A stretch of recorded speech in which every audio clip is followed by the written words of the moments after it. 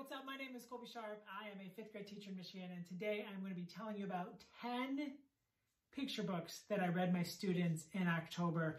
I also made a video of the first 10 picture books I read my students and 10 picture books I read my students in September.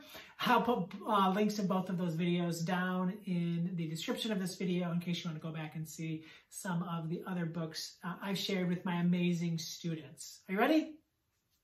Let's go.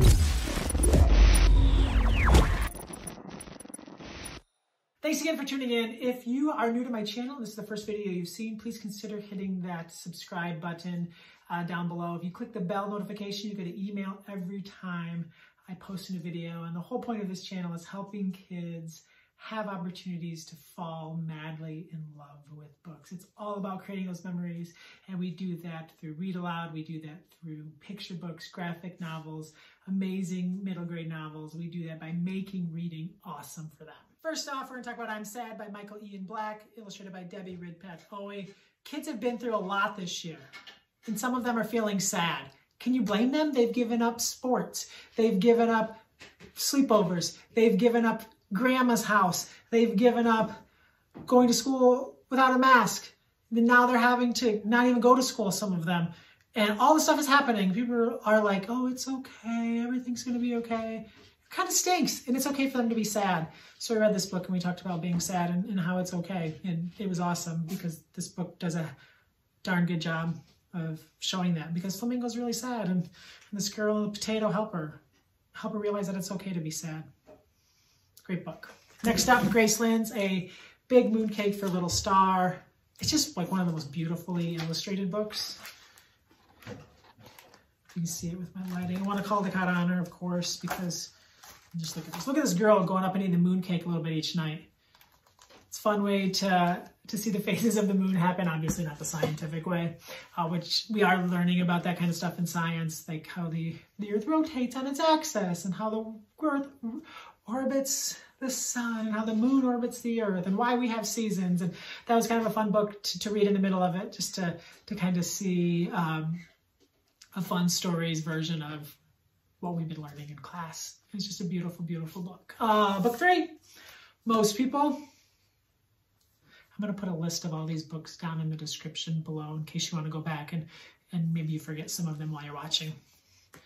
I needed to read this book. So I selfishly read my students this book. I'm sure they got something out of it, because I wasn't feeling like most people in the world are awesome one day. And so I read them this book, and it helped me to realize, yeah, yes, some people are struggling, and some people maybe aren't kind, and some people are doing things that aren't nice, and some people are just, I don't know if evil is the right word, but most people are good. And I really, truly believe that, and this book helped me to remember that. If you haven't read this book, your heart might need it. Your kid's heart might need it. I know the world needs it. Most people, beautiful book. I'll probably read this book every year that I teach forever and ever and ever. Always an important one. All right, I did a whole book talk video on this one, Above the Rim, How Elgin Baylor Changed Basketball, by Jen Bryant, illustrations by Frank Morrison. If you don't know the story, Elgin Baylor refused to play in a basketball game as a rookie in the NBA, because the town he was in did not allow him to stay in the hotel his team was scheduled to stay in, and restaurants were turning him away because he was black. It's such a good book. It's such an amazing story.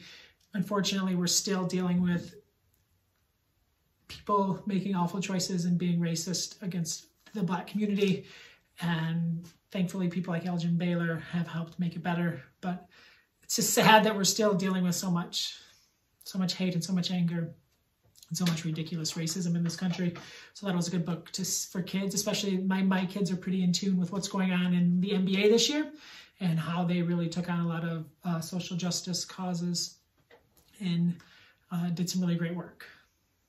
And Elgin Baylor, Bill Russell. Google Bill Russell, Martin Luther King, and Wilt Chamberlain, all those things in one, and you'll see Bill Russell, the basketball player for the Boston Celtics, did some pretty amazing things the week that Dr. Martin Luther King was murdered. Oh, my friend's book. Travis Yonker and Mark Pett wrote this book, The Very Last Castle. Travis is a good friend of mine, and I love Ib and the story. And there's just this last castle in their community, and every day it walks by, And it's very mysterious, and no one comes in and no one comes out. And she really wants to check it out. And of course, like, she's gonna go in and figure out what's in there. So read to find out what happens. It's really good, it's really fun. We'd use this book a lot when talking about plot, when talking about theme, when talking about characters. Not only is it a great story, but it works magically in the classroom for all the things you're trying to teach your kids about how books work. We are water protectors. Just look at this cover. I don't even need to say anything about this book. Just look at this cover. Just look at these illustrations. Put We Are Water Protectors on your Caldecott list. Put it on all of your best book of the year award list.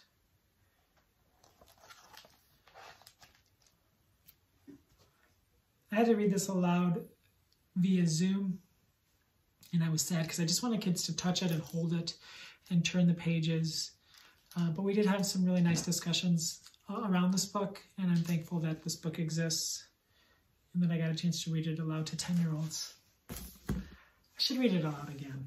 Might have to do that. All right, next up, put these two together. Min Lay, Dan Santat, kicked it off with Drawn Together a couple of years ago. This is just one of the most beautiful books ever. Had the best case cover, I thought, of the entire year. Oh, so satisfying. And my kids loved it, of course. And then I got this one. I had to read this one. We went virtual like a week ago, so we've been reading a bunch of books on the Zoom. It's a rough year. So we read Lift, their latest book, and I loved this story of this girl and her brother and how she loves to press the elevator buttons. It's like her thing. And then one day her brother does, and then he does it again, and she kind of throws a fit. And then it just turns into this magical fantasy of awesomeness, like every kid's dream of having their own elevator button, and you push it and it takes you somewhere mad. It's just amazing. Lift. Such a fun ride. Those two should just keep making books together. Oh, 2 books left. I actually read this one today, on the day that I'm filming this video. The Old Truck. I don't know if you've seen this book. You probably have because it's been everywhere. But the art in this book is just exquisite. I don't even know how to, I was trying to understand how they did it with all these, like 250 unique stamps, I think it says in the back of the book that they used to make it. I don't even know how that works, but it's gorgeous. It's beautiful. I have little kids. I have 5 kids. My wife and I have 5 kids, but I have 2 like really little ones, 5 and 3. And they pretty much pick the same book every single night for bedtime, every single night. And I would not say that I love their choices. But like, this is a book that I could read 100 nights in a row and love it. So my children picked this. So I'm gonna try to find a way to slide this in, because I could read this book every single night and still think it's fun. Like some of the books that they pick, I can read every single night because I try to be a good dad. But really after like the first time, I'm just like, all right, let's find another book. But no, I could read The Old Truck all the times. Next up, I Talk Like a River by Jordan Scott and Sydney Smith. Wow. Wow, this book has been getting a lot of buzz in my friend communities online, and I had not had a chance to read it until this week.